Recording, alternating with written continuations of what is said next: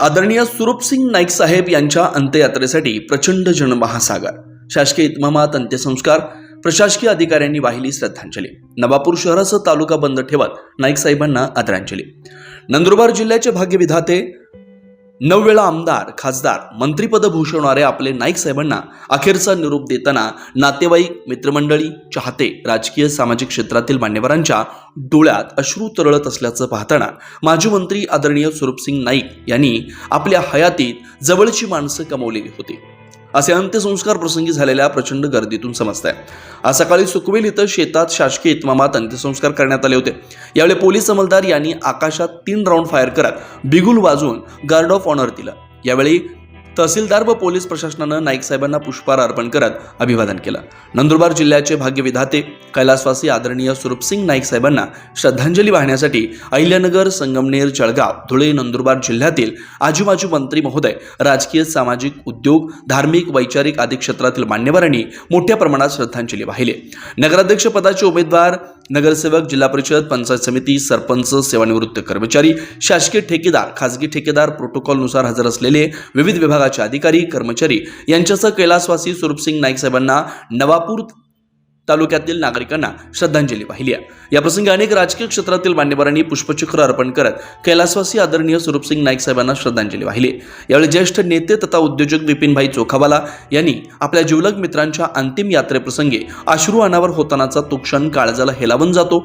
यावेळी उपस्थित लोकांनी विपिनभाई चोखावाला यांना सावरलं असता भावनिक प्रसंग निर्माण झाले होते।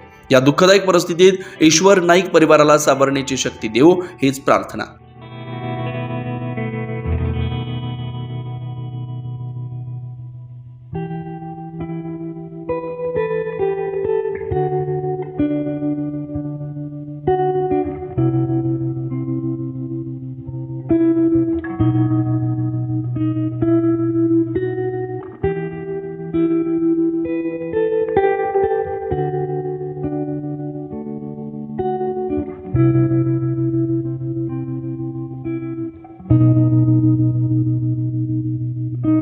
काल दुःखद निधन झालं, त्यांना अखेरचा निरोप आम्ही देतो आहोत।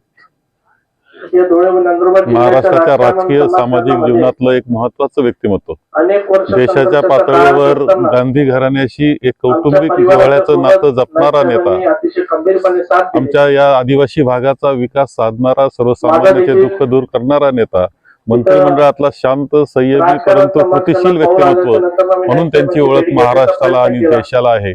हे व्यक्तिमत्व आज निघून गेल्याचं दुःख आम्हा सर्वांना आणि आपल्या सर्वांना आहे।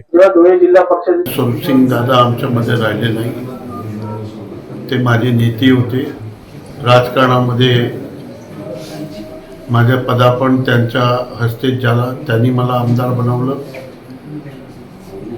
आणि मृतभाषी होते। दोघे डिस्ट्रिक्ट, धुळे आणि नंदुरबारचे ते मोठे नेते होते आणि सगळ्यांना घेऊन चालणारे नेते होते। मोठे मोठे नेते त्यांनी बनवले आणि त्यांनी सगळ्यांना राजकारणामध्ये आणले।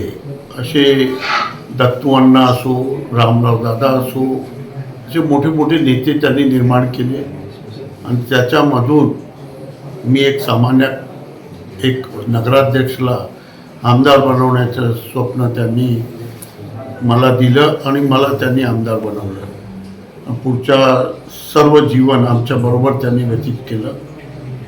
एक साधारण माणूस, एक गरीब माणूस, एक आदिवासी माणूस इतकं मोठं चोटीचा नेता होऊ शकतो, विचाराने ते एकदम पक्के होते आणि स्वर्गीय इंदिरा गांधीचे एकदम कट्टर समर्थक होते आणि त्यामुळे गांधी परिवाराचा त्यांच्यावर फार मोठा वरदहस्त होता।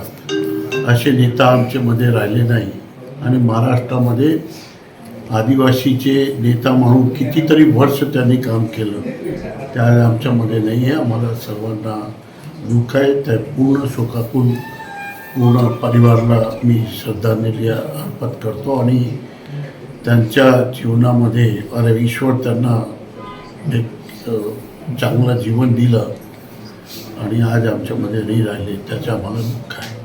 24 लाईव्ह महाराष्ट्र न्यूजसाठी वसंत वाणी, नवापूर।